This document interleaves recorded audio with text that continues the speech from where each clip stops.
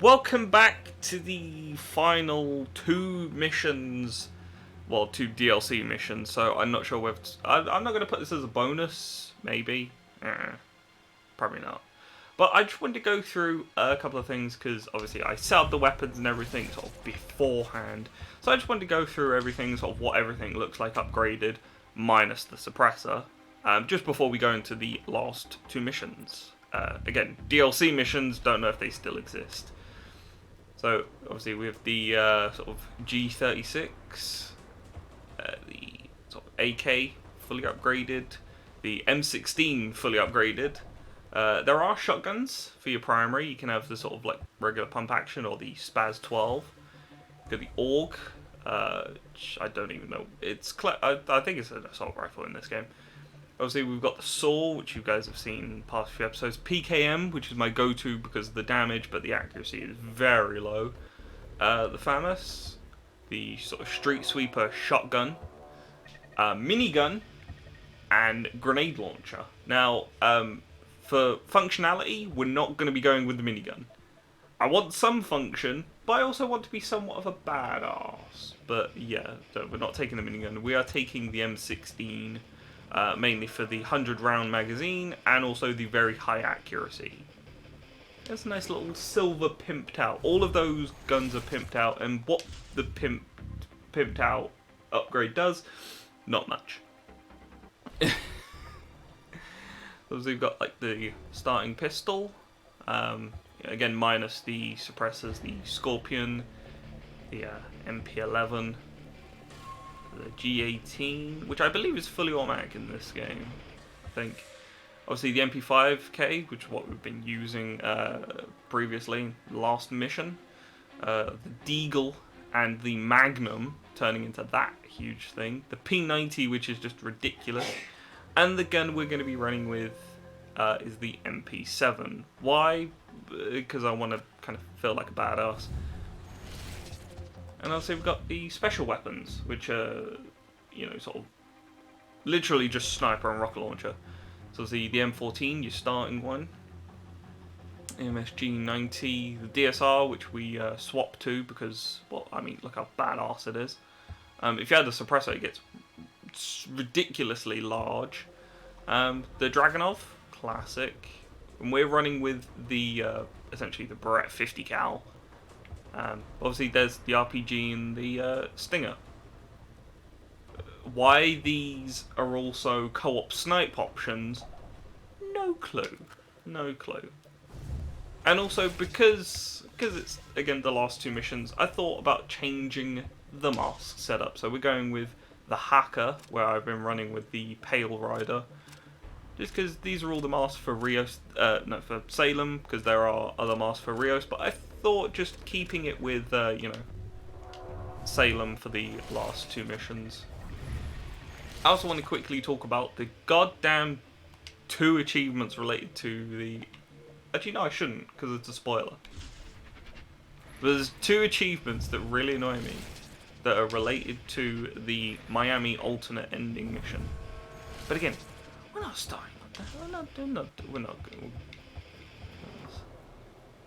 We're going to Kiev on professional. You better get ready. Yeah, whatever.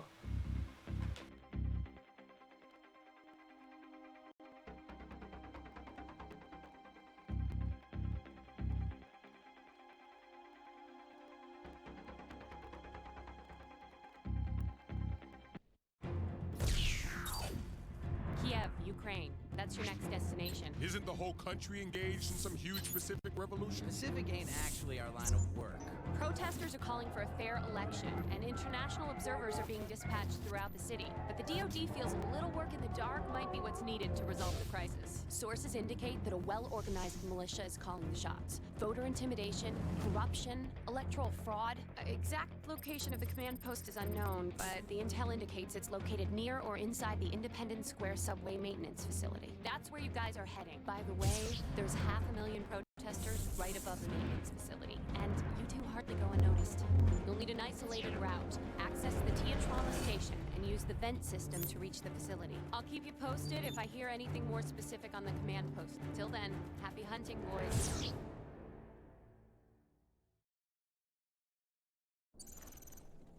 Happy hunting. Welcome to Kiev. Down with the crisis going on. Whoever's down there is up to no good. That includes us too? Yeah. The way to the vents is near the upper level entrance. Let's get going. Alright, go that way. Simple. We've already got people shooting us. Brilliant.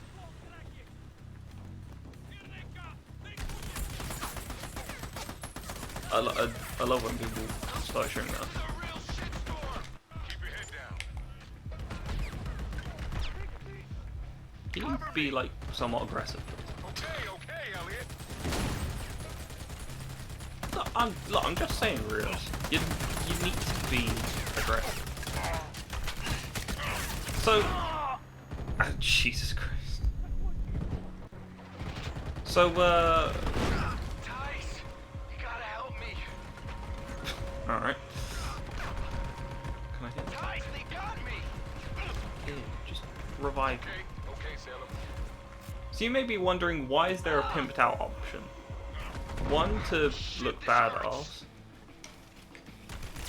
But also, it's to deal with the aggro.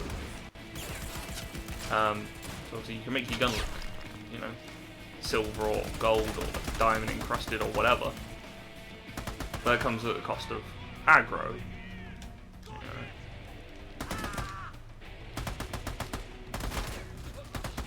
There you go. Is that all of them? How do I get it? Can I not get it? How do I get it?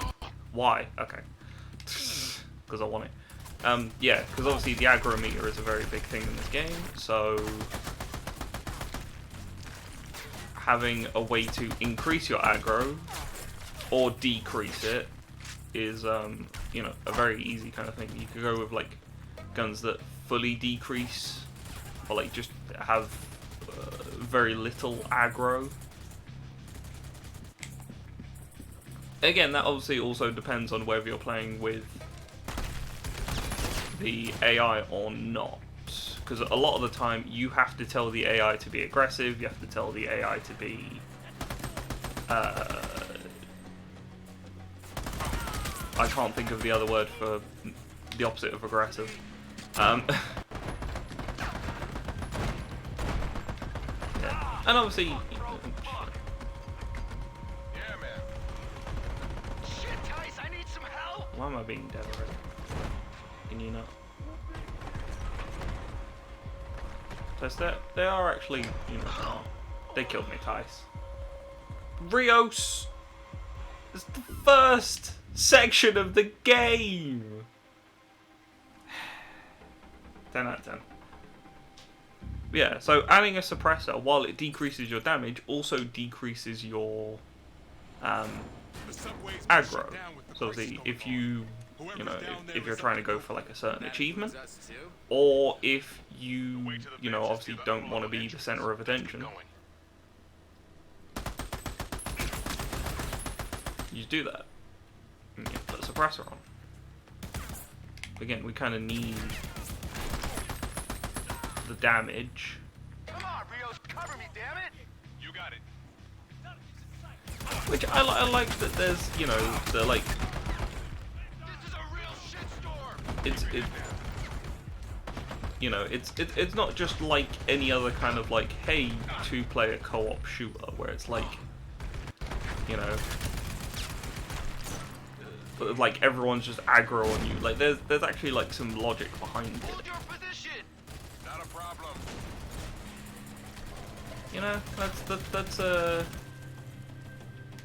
kind of like thing that you wouldn't expect, and I don't think any other game has kind of done that kind of thing with the aggro. Like I get kind of like in a way why sort of in real life it wouldn't work, but also kind of like if you're trying to like sneak and whatever. Holding position.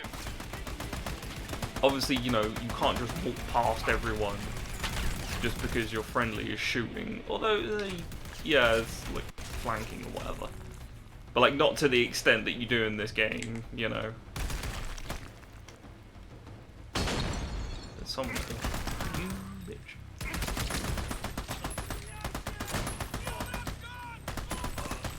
You done. Yeah, Elliot, keep going. Come on. Got you covered, soldier. No. No, follow me. Chill, man. Stay here. Wait. Yeah, man. Yeah, so like again, You kind of got it, Salem. Wait. being able to do all of that and it kind of being the main point of the game is really you know, really cool. And I'm sorry I'm not showing off like the overkill and everything, but this is the hardest difficulty. Doing that is kind of a death sentence half the time. But here you go. Do you want some of this? So obviously if you're in the overkill, you get ×2 damage. You walk a bit slower, but you've got like infinite ammo. And obviously, if you're the ghost, then essentially enemies just don't see you like at all. You go up to everyone, just kill everyone, melee them, and you go super fast as well. What is happening over here?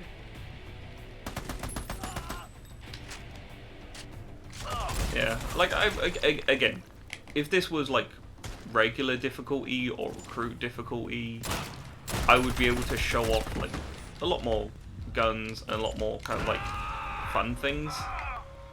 Well, Okay, Elliot. Tice, I'm down. Need a this hand? guy is lit. Ow. Ah! Wow. Okay. Huh.